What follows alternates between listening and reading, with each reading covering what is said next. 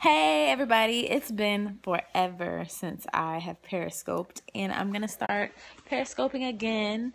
I felt inspired to do periscope today because I kind of wanted to give you guys an update on kind of where I am mentally. So a lot has been going on, and a really big thing that happened in my life is my father passed away.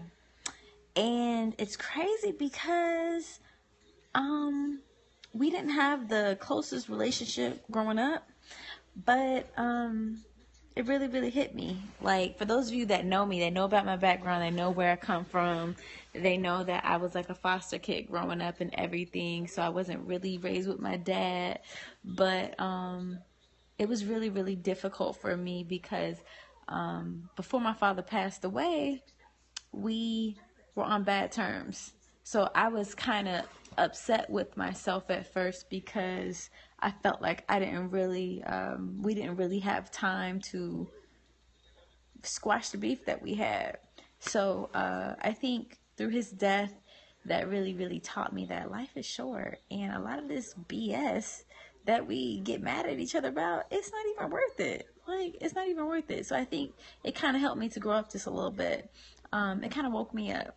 It taught me a lot about life because it's crazy because I never thought that he would pass away like that. So it's how life is. So I mean, I know y'all can feel me. So I felt like doing this periscope today because I don't know where you guys are in your journey. I don't know what's going on in your life, but what I do know is that life is very interesting. One of the things that I did when my father was on his deathbed was I prayed over him, and I gave him a kiss on the forehead. And I have not given my father a kiss, barely even a hug, in maybe 15 years. So for some reason, I felt a sense of peace when he was in that hospital room.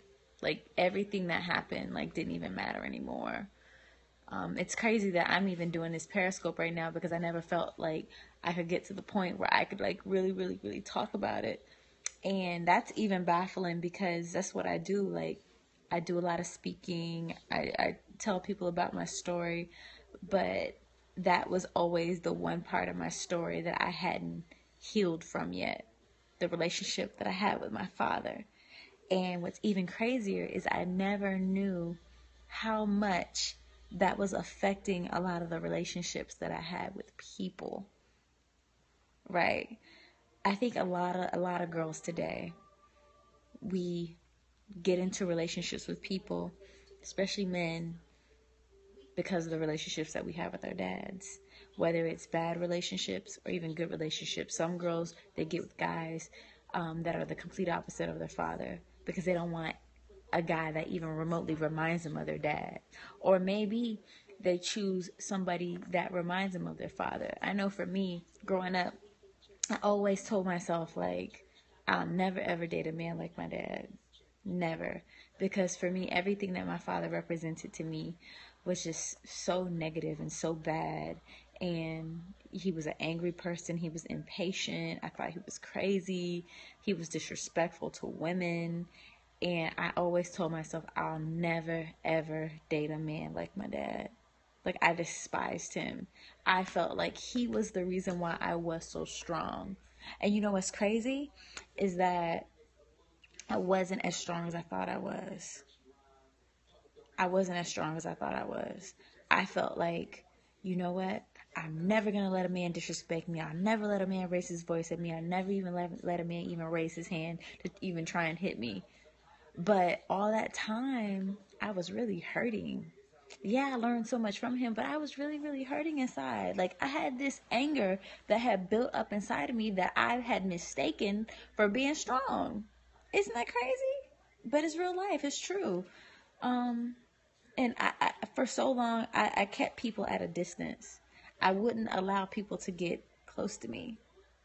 And a lot of it is because of the anger that I had towards my father. I blame my father for everything. For those of you that know me, again, going back to my story about being in foster care, I was mad at my dad because I felt like he was the reason that my family and I were in foster care in the first place. I felt like if he would have done what he was supposed to do as a man, that we wouldn't even be in this position.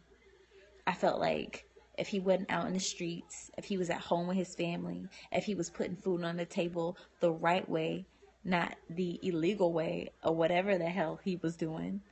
So I blamed him. I blamed him for not having a strong hold on his family. I blamed him for my brothers getting in trouble. I blamed him for me not having a father, me not having a mother. I blamed him for everything, to the point that I held on to that anger for years. I held on to that anger all the way up until that man was in his hospital bed. And it's crazy because I tried everything in my power to forgive him. So many times I saw him within the past few years, and I was like, I'm going to forgive this man. I'm going to forgive him. I'm not going to let him have the stronghold on me. And even though I told my mind to forgive him, it was like my heart wouldn't let me. My heart was just so broken, because what's even crazier is that when I was growing up, I was daddy's little girl. Like, I love me some daddy. And I think it broke my heart when things ended up the way that they did, and we ended up getting snatched away from my parents and put into foster care, because I just held him to such a high esteem that it was like, how I felt like he betrayed me. I felt like he betrayed me. Like, I thought he was my superhero, and it was like he betrayed me. But the one thing that I will say is that my daddy fought hard. He did. But he let his anger and his frustration get the best of him. And in a sense, when you're dealing with judges and you're trying to get your kids back, if you don't know anything about foster care, when you're trying to get your kids back, like, you have to, in a sense, appease the judge, because you want the judge to have faith in you, that if I release these kids back into your care, that you can take care of them. And my father was not one of those weak-minded people. Like, he was very stubborn. Very, very, very stubborn man. Very bullheaded, very stubborn. My father was Aries. We all know how those Aries are.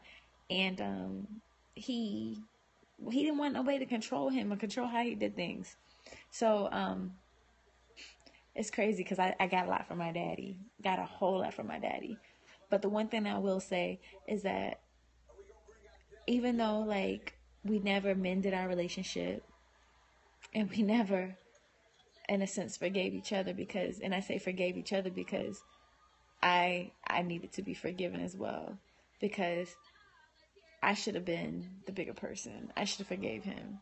As a Christian, we're supposed to forgive people. I mean, you don't have to forget, but you are supposed to forgive. And watching my father on his hospital bed, that's when it really hit me.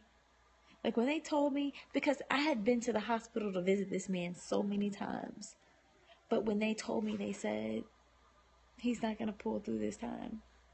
I think that's when my heart broke. It was when I realized, like, this isn't just another hospital visit. Like, this is it. I just knew that he was going to pull through. I just knew it. But he didn't. The doctor came to me and she said, "Are you here for him?" And I said, "Yeah, I'm here, but my brother's supposed to be on the way." And it's crazy because my brother had the closest relationship with him. He'd been living in the same city with him and everything. But I was the only one there. I was the only one that was there when he passed away. So crazy. I was the only person there. And that gave me time to sit with him and to talk to him. And I walked up to his hospital bed and I prayed over him. And I asked him to forgive me. I said, "Daddy, please forgive me. Forgive me for not forgiving you. Forgive me for holding on to all this anger and all this frustration." And then I prayed. I prayed over him. I prayed over his body. I prayed over his soul. And then I kissed him on the forehead.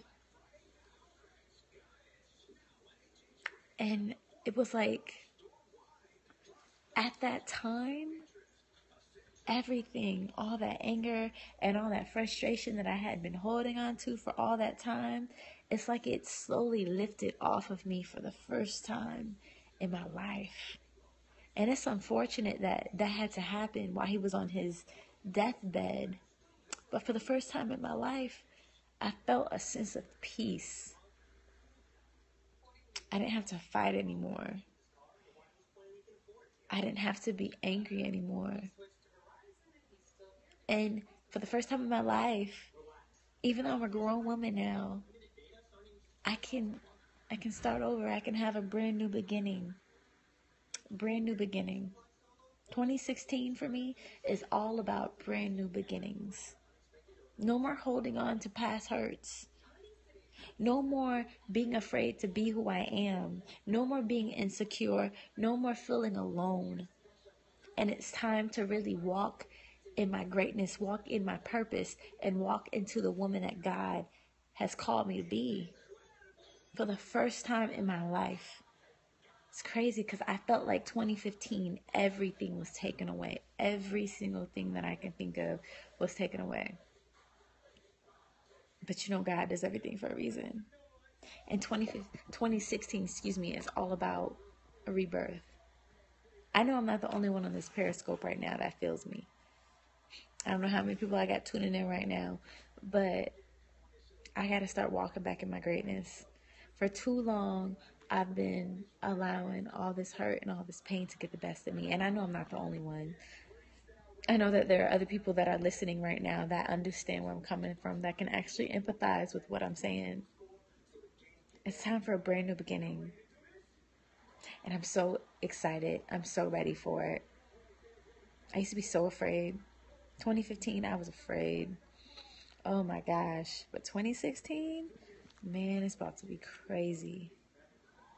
And it's unfortunate that my father's death had to show me that. My father's death had to allow me to be reborn and to reveal who I really was. So anybody out there that's watching this Periscope right now, I send y'all nothing but love.